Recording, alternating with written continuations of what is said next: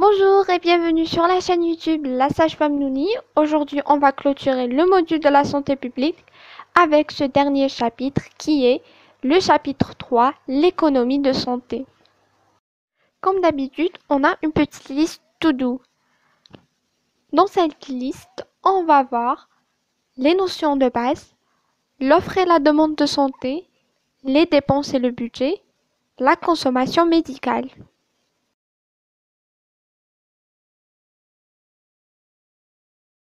Les notions de base. Qu'est-ce que l'économie? Science de la rareté. Qui dit science qui a pour objet l'allocation optimale des ressources rares. En d'autres termes, science qui a pour objet la production, la distribution et la consommation des biens et services marchands et non marchands. Qu'est-ce que l'économie de la santé? L'économie de la santé est une branche des sciences économiques. Pourquoi on dit que c'est une branche? Car c'est une discipline autonome avec sa propre méthodologie, ses propres outils, ses propres critères. Elle étudie le secteur de la santé, les producteurs de biens et services répondant à des besoins. Elle essaie de proposer des solutions aux problèmes économiques et financiers d'une situation critique. Et cela par l'étude de la manière dont les individus, les groupes, les sociétés utilisent les ressources rares en vue de satisfaire leurs besoins de santé illimités.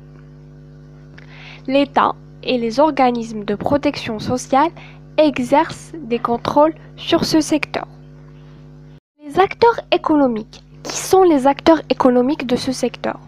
Les acteurs économiques qui participent au secteur de la santé ont des intérêts différents. On a d'une part le client, également appelé usager, consommateur ou patient. C'est lui qui a recours aux services de santé. Il souhaite bénéficier des meilleurs soins possibles. D'autre part, on a le professionnel de santé. C'est le médecin qui prescrit des biens et services tels que des médicaments, des analyses. Il doit répondre à la demande du patient, mais aussi rentabiliser son activité et contribuer à la maîtrise des dépenses de santé en limitant ses prescriptions. On a aussi les établissements publics ou privés de santé, les groupes pharmaceutiques. Les groupes pharmaceutiques sont des entreprises qui ont pour charge de produire des médicaments déjà existants sur le marché et d'en fournir de nouveaux qui résultent de leur recherche-innovation. Les organismes de la protection sociale, la sécurité sociale, les mutuelles, les assurances privées. L'État finance en partie les hôpitaux publics. Ils assurent que l'ensemble de la population peut avoir des soins. Il est ainsi le garant de l'équité sociale. Son rôle est de faire coïncider la cohérence du système de santé avec la maîtrise des dépenses. Les niveaux de l'économie de santé. Il existe deux niveaux. Macroéconomique qui offre une analyse de phénomènes économiques à travers les grands agrégats. Elle étudie les dépenses de santé dans un pays. Exemple, la consommation de soins et biens médicaux. Microéconomique. Elle fournit une analyse économique élémentaire à travers les agents économiques. Elle étudie le comportement individuel des acteurs du marché de santé, exemple, les usagers. La problématique de l'économie de santé. Il existe une notion de rareté, c'est les ressources limitées. D'autre part, on a une notion de besoin qui est de nature illimitée et ces besoins, à chaque fois qu'on satisfait un besoin, des nouveaux besoins apparaissent. La maîtrise des dépenses de santé est devenue une question cruciale pour les pouvoirs publics. Ainsi, la problématique de l'économie de santé est la suivante. Comment faire pour répondre aux besoins en soins de personnes en utilisant des ressources limitées de manière efficace? Le rôle de l'économie de santé, c'est de trouver des solutions afin de pouvoir satisfaire ses besoins illimités, les besoins des individus en termes de soins, en mobilisant des ressources rares. La relation entre la santé et l'économie est complexe et multifacette. Elle implique des interactions et des interdépendances entre ces deux domaines. Voici quelques points clés pour mieux comprendre cette relation. L'impact de la santé sur l'économie. La population en bonne santé est un atout économique car elle est plus productive, engagée et capable de contribuer au marché du travail de manière optimale. Les travailleurs en bonne santé sont moins susceptibles de prendre des congés maladie prolongés, ce qui réduit les coûts pour les entreprises et permet la productivité. Une population en mauvaise santé peut entraîner une diminution de la main-d'œuvre disponible, une augmentation des dépenses de soins de santé et une baisse de la productivité globale. L'impact de l'économie sur la santé. Les conditions économiques peuvent influencer la santé des individus. Par exemple, une récession économique peut entraîner une augmentation du stress, des problèmes de santé mentale et un accès réduit aux soins de santé. Les personnes à faible revenu ont souvent un accès limité aux soins de santé de qualité, ce qui peut entraîner des gains de santé entre des différentes classes socio-économiques. Les politiques économiques et sociales, telles que le chômage, le niveau de revenu et des conditions de travail, peuvent avoir un impact direct sur la santé et le bien-être des populations. La relation entre la santé et l'économie peut être abordée sous différents angles, notamment en examinant les effets de l'état de santé favorables et défavorables sur l'économie. Tout d'abord, en situation de faiblesse d'état de santé. Comme vous voyez sur le schéma suivant, chaque élément est lié à un autre. Faiblesse de la santé de la population. Lorsque la population est en mauvaise santé, cela entraîne faiblesse des niveaux de production et de services. Cela signifie une réduction de la productivité. Les problèmes de santé entraînent une diminution de la productivité au travail, qu'il s'agisse d'absténisme, de congés de maladie prolongés ou de performances réduites. Cela peut ralentir la croissance économique et entraîner par la suite réduction de la main-d'œuvre active et limiter la capacité des individus à travailler. Cela signifie une faiblesse des revenus qui va impliquer par la suite une inaccessibilité à la consommation des soins car les coûts des soins seront trop élevés. Les dépenses de santé augmentent en raison de la nécessité de traiter des maladies et des affections. Cela peut placer un fardeau financier sur les individus et les systèmes de santé, qui implique par la suite que les individus ne seront pas traités et toujours la population sera en mauvaise santé. Deuxièmement, en situation d'état de santé favorable, comme vous le voyez sur le schéma suivant, que chaque élément influence un autre élément. En état correct de la santé de la population, il y aura des attitudes de production, une productivité accrue. Lorsque la population est en une bonne santé, les individus sont plus en mesure de travailler et de contribuer à l'économie. Une population en meilleure santé est également plus productive, ce qui peut stimuler la croissance économique. Des personnes travaillent, alors il y aura une disponibilité des revenus. Ces personnes auront la capacité de consommer. Il y aura la capacité d'accéder aux soins. Aussi, des individus en meilleure santé ont tendance à nécessiter moins de soins médicaux, ce qui peut réduire les dépenses de santé à la fois pour les individus et pour le gouvernement, laissant ainsi plus de ressources disponibles pour d'autres secteurs de l'économie. Il y aura une amélioration de l'état de santé. Et ainsi, la population sera toujours en bonne santé. L'offre et la demande de santé. Premièrement, la demande de santé. Il faut se poser la question, qui demande? C'est la population, les individus, les entreprises. C'est eux qui demandent l'accès aux soins. Qu'est-ce qui pousse les individus à demander un soin? Ou autrement dit, quels sont les facteurs de la demande de santé? Il est important de le savoir car la demande de santé va être satisfaite par l'offre de santé, choix qui ne peut s'effectuer sans dépense.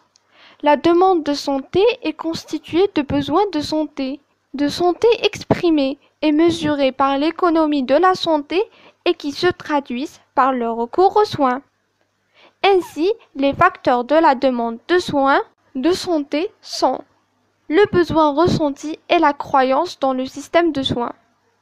Quand une personne croit et fait confiance au système de santé et qu'il le trouve adapté, accessible, cette personne va chercher à se soigner. La sensibilité à la douleur, le dysfonctionnement. Quand une personne ressent une douleur ou elle ressent que son état n'est pas bien, elle va chercher à se soigner. L'évolution de la croissance des signes. Quand une personne aperçoit des signes et des symptômes qui sont anormaux, cette personne va chercher à se soigner. Les caractéristiques psychosociales, comme les revenus, la géographie, le niveau d'études, l'influence des médias et la perception de la maladie. Tout cela vont influencer la personne et ils vont chercher à se soigner. La généralisation de la protection sociale. Quand un système de santé offre une protection sociale à ces individus, ces personnes vont chercher à se soigner. Le vieillissement. L'âge est un facteur qui influence les personnes à chercher à se soigner. Quand une personne devient plus vieille, elle a tendance à s'inquiéter sur sa santé et va chercher à se soigner. Le type de couverture maladie. Plus on est protégé, plus on consomme des soins de santé. Deuxièmement, l'offre de santé. Il faut se demander qui offre l'accès à la santé. Elles sont présentées par des établissements publics ou privés. Il faut se demander qui finance l'offre de la santé. Eh bien, c'est l'État, les assurances et les usagers.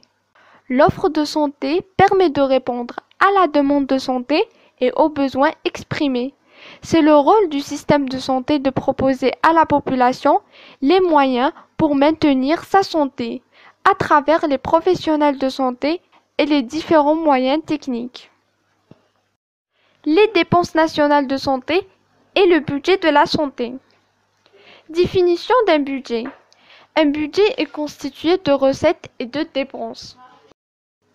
Les recettes, deux principales sources de financement qui alimentent le budget de fonctionnement du ministre de la Santé, c'est les impôts et les cotisations sociales. Il s'agit de la contribution des organismes de sécurité sociale, la CANAS et la CASNOS, au financement des établissements publics de santé destinés à la prise en charge des soins. Les dépenses. Les dépenses. On a deux types de dépenses. Les dépenses de fonctionnement et les dépenses d'équipement. Deuxièmement, maintenant on va voir les dépenses de santé publique en Algérie. Comme nous avons dit auparavant, il y a deux types de dépenses, les dépenses de fonctionnement et les dépenses d'équipement. Les dépenses de fonctionnement sont le personnel, les médecins, les infirmiers, la formation, l'alimentation, les médicaments et d'autres produits à usage médical, l'entretien des infrastructures sanitaires, les autres dépenses de fonctionnement, les matériels et les outils médicaux. On trouve aussi la prévention, les œuvres sociales et les dépenses de recherche médicale créées depuis 1990. Concernant les dépenses d'équipement, on trouve les dépenses relatives aux opérations d'équipement public centralisées, appelées programmes sectoriels centralisés.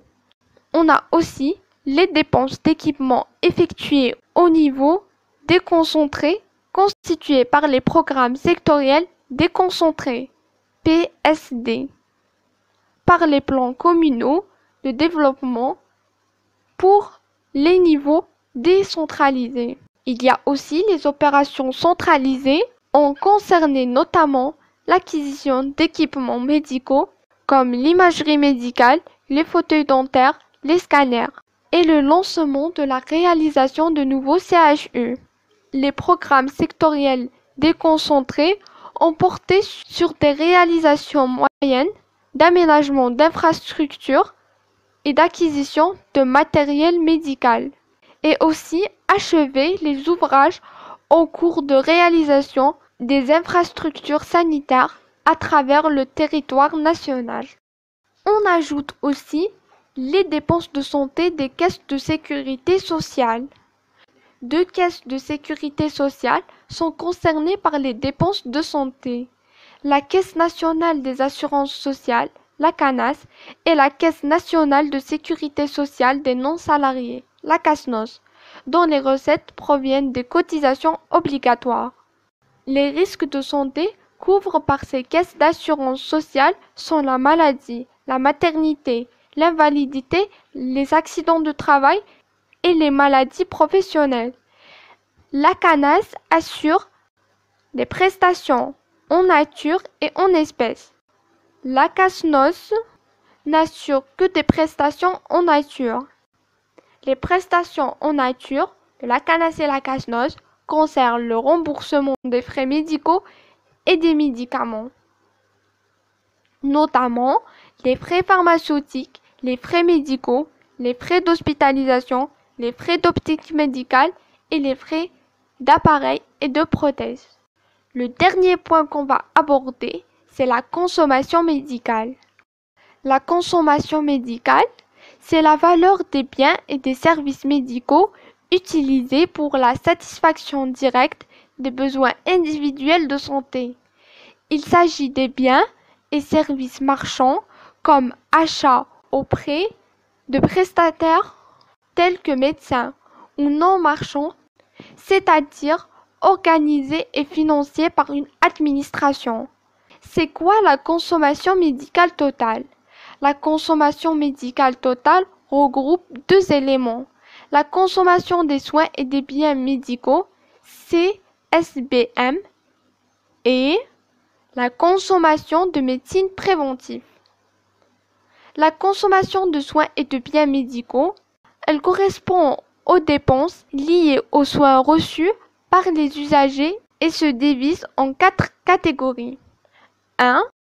Les soins hospitaliers, publics ou privés. 2. Les soins ambulatoires, médecins, dentistes, auxiliaires médicaux comme infirmiers, masseurs, kinésithérapeutes, des analyses biologiques. 3. Les transports sanitaires. 4. Les biens médicaux, médicaments, optiques ou prothèses.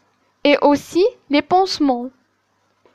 La consommation de médecine préventive. Il s'agit de services de prévention individualisés dispensés dans l'année. La médecine de travail, la médecine scolaire, la protection maternelle et enfantine, la PMI et les dépenses publiques de lutte contre la toxicomanie et l'alcoolisme. Les besoins de soins d'une population. L'objectif prioritaire d'un système de soins consiste à mettre à la disposition de la population une offre de soins correspondant à ses besoins réels et à faire en sorte que cette offre permet de soigner tous les individus de façon équitable et efficace. Mais pour cela, il est nécessaire d'évaluer les besoins réels d'une population, ce qui est excessivement difficile. Il existe en effet 3 sortes de besoins de soins. Ressenti, satisfait, réel. Les besoins médicaux ressentis, c'est lorsqu'un individu se considère anormal par rapport à la norme des autres, ou bien lorsque un individu réalise tout à coup un décalage entre le comportement normal de son corps ou de son esprit et son comportement actuel. Les besoins médicaux satisfaits, ce sont des besoins qui entraînent une consommation médicale. Ils sont exprimés par la consommation médicale, nombre d'appels au médecin, le nombre de journées d'hospitalisation. Encore, il y a parfois surconsommation. Par exemple, consommation de certains médicaments excédant les besoins véritables. Les besoins médicaux réels. Ils sont bien difficiles à évaluer, car si presque tous les besoins ressentis sont réels, beaucoup de besoins réels ne sont pas ressentis par les individus, suite à la méconnaissance des symptômes, des dangers